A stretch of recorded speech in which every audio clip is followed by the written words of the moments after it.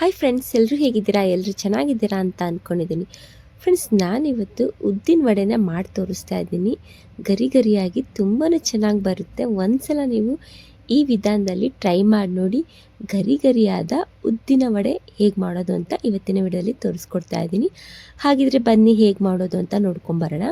ಫಸ್ಟಿಗೆ ನೋಡಿ ಫ್ರೆಂಡ್ಸ್, ಈಗ ನಾನು 5 ಗಂಟೆಗಳ ಕಾಲ ಒಂದು ಅರ್ಧ ಕೆಜಿಯಷ್ಟು ನಾನು ಉದ್ದಿನ ಬೇಳೆನ ನೆನೆಸ್ಕೊಂಡಿದ್ದೀನಿ. ಹಾಗೆಯೇ ಒಂದು ಚಿಕ್ಕ ಬೌಲಷ್ಟು ನಾನು ಕಡಲೆಬೇಳೆನೂ ಕೂಡ ಅದಕ್ಕೆ ಹಾಕಿ ನೆನೆಸಿಟ್ಕೊಂಡಿದ್ದೆ. ನೋಡ್ತಾ ಇದ್ದಿರಲ್ಲ, ಪೂರ್ತಿಯಾಗಿ ಚೆನ್ನಾಗಿ ಅದು ನೆನ್ಕೊಂಡಿದೆ. ಹಾಗೆಯೇ ನೋಡಿ, ನಾನು ಒಂದು ಅರ್ಧ ಬೌಲಷ್ಟು ಅಕ್ಕಿನ ಹುರ್ಕೊಂಡಿದ್ದೀನಿ. ಅದನ್ನು ಕೂಡ ನಾನು ನೀರಿಗೆ ನೆನೆಸಿಟ್ಕೊಂಡಿದ್ದೀನಿ. ಇದನ್ನು 6 ಗಂಟೆಗಳ ಕಾಲ ನೆನೆಸಿಟ್ಕೊಂಡಿದ್ದೀನಿ. ಎಲ್ಲ ತೊಳ್ಕೊಂಡು ಬಂದಿದ್ದೀನಿ.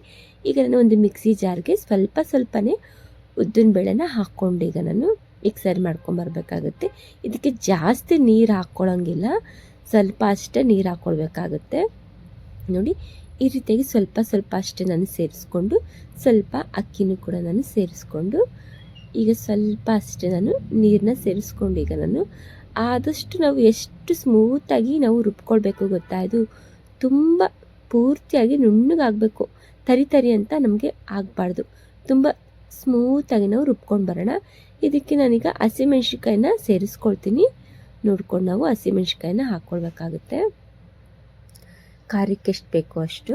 ಈಗ ನಾನು ಸ್ವಲ್ಪ ನೀರನ್ನ ಸೇರಿಸ್ಕೊಂಡಿದ್ದೀನಿ. ಈಗ ನೋಡಿ, ನನಗೆ ಚೆನ್ನಾಗಿ ಇದನ್ನು ಸ್ಮೂತಾಗಿ ನಾನು ಫೈನಾಗಿ ಪೇಸ್ಟ್ ಆಗಿದೆಯಲ್ಲ, ಈ ರೀತಿಯಾಗಿ ನಾವು ರುಬ್ಕೊಳ್ಬೇಕಾಗುತ್ತೆ. ಈಗ ನಾನು ಇದನ್ನು ಒಂದು ಪಾತ್ರೆಗೆ ಸೇರಿಸ್ಕೊಳ್ತೀನಿ. ನೋಡಿ ಯಾವ ರೀತಿಯಾಗಿ ಬಂದಿದೆ ಅಂತ. ಈಗ ನಾನು ಇದನ್ನು ಪಾತ್ರೆಗೆ ಸೇರಿಸ್ಕೊಂಡಿದ್ದೀನಿ ಅಲ್ವಾ.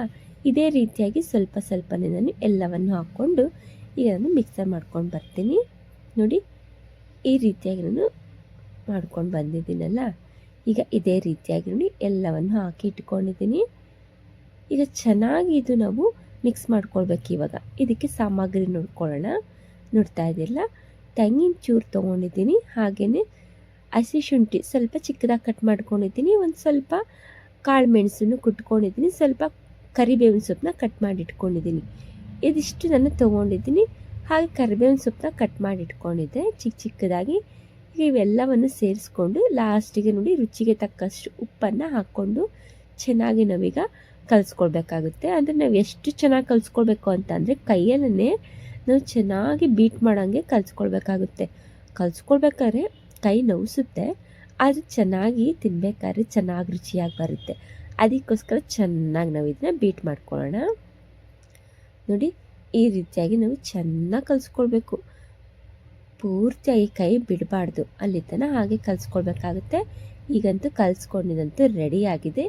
ಈಗಂತೂ ಗ್ಯಾಸ್ ಮೇಲೆ ನೋಡಿ ಬಾಣಲಿಗೆ ಎಣ್ಣೆ ಹಾಕ್ಕೊಂಡು ಕೂಡ ರೆಡಿ ಮಾಡಿ ಇಟ್ಕೊಂಡಿದ್ದೀನಿ. ಅದನ್ನು ಕೂಡ ರೆಡಿಯಾಗಿದೆ. ಈಗ ನೋಡಿ ಎಣ್ಣೆನೂ ಕಾದಿದೆ. ಇವಾಗ ನಾನು ಎಣ್ಣೆಗೆ ಒಂದೊಂದೇ ಹಾಕಿ ಈಗ ತೋರಿಸ್ತೀನಿ ಹೇಗೆ ಬರುತ್ತೆ ಅಂತ ನೋಡೋಣ. ನೋಡಿ, ಈಗ ನಾನು ಚಿಕ್ಕದೇ ಹಾಕ್ಕೊಳ್ತೀನಿ. ಯಾಕಂದರೆ ನನಗೆ ದೊಡ್ಡ ಬಿಡೋಕ್ಕೆ ಬರೋಲ್ಲ. ಇದನ್ನು ಶೇಪ್ ಅಂತೂ ಬಂದಿಲ್ಲ ಫ್ರೆಂಡ್ಸ್, ಆದರೆ ಟೇಸ್ಟ್ ಅಂತೂ ತುಂಬ ಚೆನ್ನಾಗಿ ಬಂದಿದೆ. ಆದರೆ ಶೇಪ್ ಅಂತೂ ಚೆನ್ನಾಗಿ ಬಂದಿಲ್ಲ. ಮತ್ತೇನು ಅಂದ್ಕೊಳಕ್ಕೆ ಹೋಗಬೇಡಿ, ಶೇಪ್ ಬಂದಿಲ್ಲ ಅಂತ. ಆದರೆ ನೋಡಿ ಇಷ್ಟೇ ಬಂದಿದೆ. ಇದನ್ನೇ ನಾನು ಈಗ ಅಷ್ಟೇ ಮಾಡ್ಕೊಂಡಿದ್ದೀನಿ. ನೋಡಿ, ಎರಡು ಕಡೆ ನಾವು ಚೆನ್ನಾಗಿ ಬೇಯಿಸ್ಕೊಳ್ಬೇಕಾಗುತ್ತೆ. ನೋಡಿ, ಎರಡು ಬದಿಗೆ ನಾನು ಬೇಯಿಸ್ಕೊಂಡಿದ್ದೀನಿ. ಈ ರೀತಿಯಾಗಿ ನೋಡಿದ್ರಲ್ಲ, ಇಷ್ಟು ಚೆನ್ನಾಗಿ ಬಂದಿದೆ ಅಲ್ವಾ. ಗರಿಯಾದ ಉದ್ದಿನ ವಡೆ ತುಂಬ ಚೆನ್ನಾಗಿ ಗರಿಯಾಗಿ ಬಂದಿತ್ತು. ಈ ರೀತಿಯಾಗಿ ನೀವು ಮಾಡ್ಕೊಳ್ಬೇಕಂತ ಅಂದರೆ ಪೂರ್ತಿಯಾಗಿ ವಿಡಿಯೋನ ನೋಡಿ, ಎಲ್ಲೂ ಸ್ಕಿಪ್ ಮಾಡಿದೆ. ತುಂಬ ಚೆನ್ನಾಗಿ ಬರುತ್ತೆ. ಆದರೆ ಅಕ್ಕಿನ ನಾವು ಹುರಿದಿಟ್ಕೊಂಡು ನೀರಿನಲ್ಲಿ ಹಾಕಿ ನೆನೆಸ್ಕೊಳ್ಬೇಕಾಗುತ್ತೆ. ತುಂಬ ಗರಿಯಾಗಿ ಬರುತ್ತೆ. ಈ ರೀತಿಯಾಗಿ ನೀವು ಮಾಡ್ಕೊಂಡು ನೋಡಿ. ಟೇಸ್ಟ್ ಅಂತೂ ನೋಡಿದ್ರೆ ಹಬ್ಬಬ್ಬ ಎಷ್ಟು ಚೆನ್ನಾಗಿತ್ತು ಗೊತ್ತಾ. ತುಂಬಾ ಚೆನ್ನಾಗಿ ನಾವು ಹೋಟೆಲಲ್ಲಿ ತಿಂದಿರ್ತೀವಲ್ಲ, ಅದೇ ರೀತಿಯಾಗಿ ಟೇಸ್ಟಾಗಿ ಬಂದಿತ್ತು ಇದು ಉದ್ದಿನ ವಡೆ. ಒಂದ್ಸಲ ಟ್ರೈ ಮಾಡಿ ನೋಡಿ, ತುಂಬ ಚೆನ್ನಾಗಿ ಬರುತ್ತೆ. ಆದರೆ ಶೇಪ್ ಅಂತೂ ಚೆನ್ನಾಗಿ ಬಂದಿಲ್ಲ ಅಷ್ಟೇ. Thank you for the watching. Okay, bye.